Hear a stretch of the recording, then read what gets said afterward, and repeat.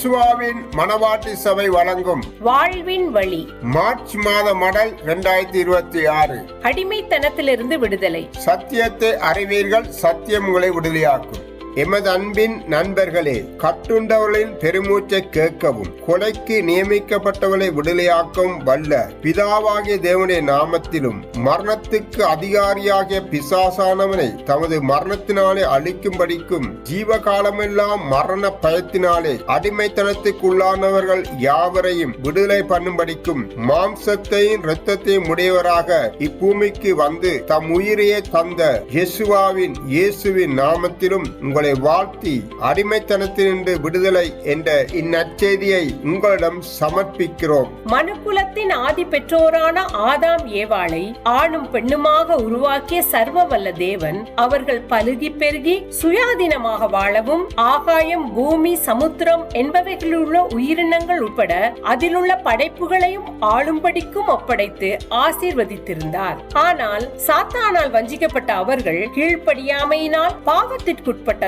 இப்படைப்புகளும் அவர்களோட கூட சாபத்திற்குள்ளானது. ரோமர் 8:19-20. தேவனுடைய புத்திரர் வெளிப்படுவதற்கு சிருஷ்டியானது மிகுந்த ஆவலோட காத்து கொண்டிருக்கிறது. அதேனென்றால் சிருஷ்டியானது அழிவுக்குரிய அடிமைத்தனத்திலிருந்து விடுதலையாக்கப்பட்டு என்ற பரிசுத்த வேதத்தில் தேவ விடுதலையை பெற்ற மனிதர்களுக்காக படைப்புகளும் காத்திருக்கின்றன என வாசிக்கிறோம். மனிதர்கள் பிறந்து பெருக ஆரம்பித்த போது தங்களுக்கு தலைவர்களை ஏற்படுத்தி கொண்டனர்.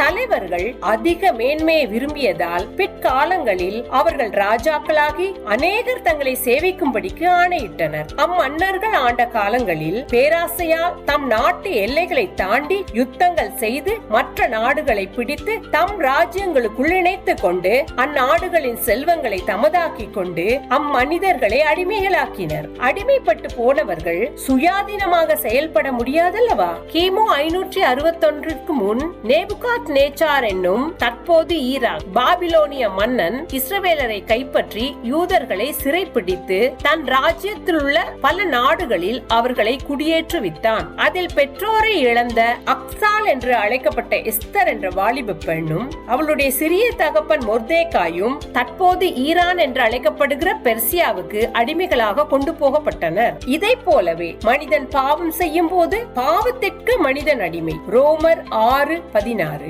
மரணத்துக்கு ஏதுவான பாவத்திற்கானாலும் நீதிக்கு ஏதுவான கீழ்ப்படிதலுக்கானாலும் எதற்கு கீழ்ப்படிய உங்களை அடிமைகளாக ஒப்பு கொடுக்கிறீர்களோ அதற்கே கீழ்ப்படுகிற அடிமைகளாய் இருக்கிறீர்கள் என்று அறியீர்களா? மனிதன் தீமைக்கு அடிமையாக வாழ்வதை தேவன் விரும்புவதில்லை. அடிமைப்பட்ட மக்கள் தம்மை நோக்கி முறையிடும் போது அவர்களை விடுவிக்கிறவராய் இருக்கிறார். எனவே தேவனுடைய முன்குறித்த திட்டத்தின்படி இந்த தேசம் முதல் எத்தியோப்பியா வரை 127 நாடுகளையும் ஆண்ட பெர்சியா தேசத்து சக்கரவர்த்தி ஆகாசுவேருவினால் எஸ்தர் என்ற அடிமை பெண் பட்டத்து ராணியாக்கப்பட்டாள். சங்கீதம் 115:3. நம்முடைய தேவன் பரலோகத்தில் இருக்கிறார், தமக்கு சித்தமான யாவையும் செய்கிறார்.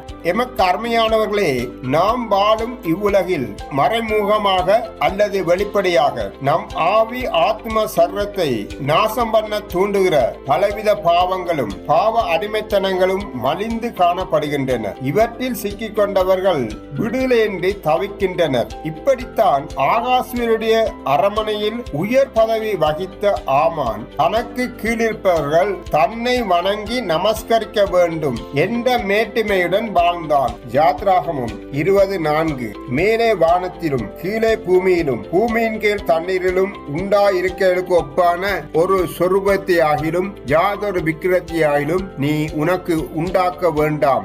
நீ அவைகளை நமஸ்கரிக்கவும் சேவிக்கவும் வேண்டாம் என்ற தேவ சட்டத்தின்படி நடந்த ஜூதனாகிய மொர்தேகாய் ஆமானை வணங்காதினால் மூர்க்கம் கொண்ட அவன் மொர்தேகாயும் மன்னன் ஆகாசுவரின் சாம்ராஜ்யத்தில் உள்ள எல்லா நாடுகளில் உள்ள ஜூதர்களையும் ஒரே நாளிலே அழிக்க திட்டம் தீட்டி மன்னனிடம் உத்தரவும் பெற்றுக்கொண்டார். பட்டத்து ராணி எஸ்தரும் அவள் ஊழியக்காரிகளும் மொர்தேகாயும் யூத மக்களும் 3 நாட்கள் முழு உபவாசத்துடன் தேவனை நோக்கி முறையிட்டனர். சங்கீதம் 69:18. நீர் என் ஆத்துமானத்தில் வந்து அதை விடுதலை பண்ணும், என் சத்துருக்கள் நிமித்தம் என்னை மீட்டு விடும். பரலோக தேவன் ராணி மூலமாக துரிதமாக செயல்பட்டு யூதர்களை காப்பாற்றினார். கொடுங்கோலன் ஆமானோ அழிக்கப்பட்டான். ஏசாயா 14:3. கர்த்தர் உன் துக்கத்தையும் உன் தத்தளிப்பையும் நீ அடிமையாக்கப்பட்டிருந்த கடினமான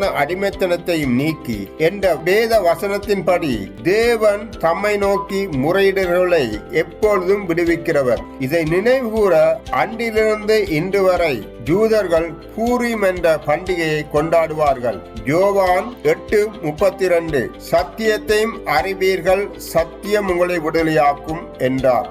ரோமர் 7:24. நிர்பந்தமான மனுஷன் நான், இந்த மரண சரீரத்தினின்று யார் என்னை விடுதலையாக்குவார்? விஞ்ஞானத்தின் வளர்ச்சி நம் பயன்பாட்டிற்கு தேவை, ஆனால் அளவுக்கு மிஞ்சினால் அமிர்தமும் நஞ்சு. மனிதனை அடிமைப்படுத்தி வைத்திருக்கிற தொலைக்காட்சி, கைபேசி, வலைத்தளங்கள், முகப்புத்தகங்கள் போன்றவைகளோடு பணத்திற்கு, பட்டம் பதவிக்கு, அந்தஸ்துக்கு, புகழுக்கு, ஆடம்பர வாழ்க்கைக்கு, பெருமையான எண்ணங்களுக்கு, அசுத்த நினைவுகளுக்கு, வீண் பேச்சுகளுக்கு, பேராசைகள், இச்சைகளுக்கு, பெருந்தீனிக்கு, போதைகளுக்கு, வீண் பாரம்பரியங்களுக்கு, மூட நம்பிக்கைகளுக்கு மனிதர்கள் அடிமைகளாக்கப்பட்டுள்ளனர். மாம்சத்தின் கிரியைகள் வெளியரங்கமாயிருக்கின்றன. அவையாவன விபச்சாரம், வேசித்தனம், அசுத்தம், காமவிகாரம், விக்கிர ஆராதனை, பில்லி சூனியம், பகைகள், விரோதங்கள், வைராக்கியங்கள், கோபங்கள், சண்டைகள், பிரிவினைகள், மார்க்க பேதங்கள், பொறாமைகள், கொலைகள், வெறிகள், களியாட்டுகள் முதலானவை. கலாத்தியர் 5:19-21 வரை. மேலே குறிப்பிடப்பட்டவைகள் மிக சொற்பம். இவைகளுக்கு அடிமைப்பட்டிருக்கிறோம் என்று அறியாமலே அநேகர் வாழ்ந்து கொண்டிருக்கின்றனர். 2 பேதுரு 2:19. தாங்களோ கேட்டுக்கு அடிமைகளாய் இருந்தும் அவர்களுக்கு சுயாதீனத்தை வாக்குத்தத்தம் பண்ணுகிறார்கள். எதினால் ஒருவன் ஜெயிக்கப்பட்டிருக்கிறானோ அதற்கு அவன் அடிமைப்பட்டிருக்கிறானே. ஆனால் ஒருவன் இவைகளிலிருந்து விடுதலையாக முடியுமா? ரோமர் 8:2. கிறிஸ்து இயேசுவினாலே ஜீவனுடைய ஆவியின் பிரமாணம் என்னை பாவம், மரணம் என்பவைகளின் பிரமாணத்தினின்று விடுதலையாக்கிற்றே. ஆம், சத்தியத்தை அறிவீர்கள், சத்தியம் உங்களை விடுதலையாக்கும். குமாரன் உங்களை விடுதலையாக்கினால் மெய்யாகவே விடுதலையாவீர்கள் என்று ஆண்டவர் தாமே சொல்லி இருக்கிறார். அன்பானவர்களே, எம் பாவங்களுக்காக இரத்தம் சிந்தி பாடுபட்டு தமது உயிரை கொடுத்து மறித்து அடக்கம் பண்ணப்பட்டு 3ஆம் நாள் உயிர்த்தெழுந்த ஆண்டவர் இயேசு பிசாசின் கட்டுப்பாட்டில் இருந்த மரணத்தை வென்று மரணம், பாவம், அடிமைத்தனம் என்பதிலிருந்து வெற்றி கொள்ளவும் சுயாதீனமாக வாழவும் இன்றும் உதவுகிறார். ரோமர் 8:15. அந்தப்படி திரும்பவும் பயப்படுகிறதற்கு நீங்கள் அடிமைத்தனத்தின் ஆவியை பெறாமல் அப்பா, பிதாவே என்று கூப்பிட பண்ணுகிற புத்திரசிவியாரத்தின் ஆவியை பெற்றீர்கள். அவரிடம் ஓடி வாருங்கள். பாவிகளான நமக்கு அவர் தம் பரிசுத்த ஆவியை கொடுத்து இவைகளை மேற்கொள்ள உதவி செய்கிறார். சங்கீதம் 39:8. என் மீறுதல்கள் எல்லாவற்றிலிருந்தும் என்னை விடுதலையாக்கும் என்ற ஜெபத்தோடு மறுமடலில் மீண்டும் சந்திப்போம். இப்படிக்கு அன்புடன் இயேசுவாவின் மனவாட்டி சபை.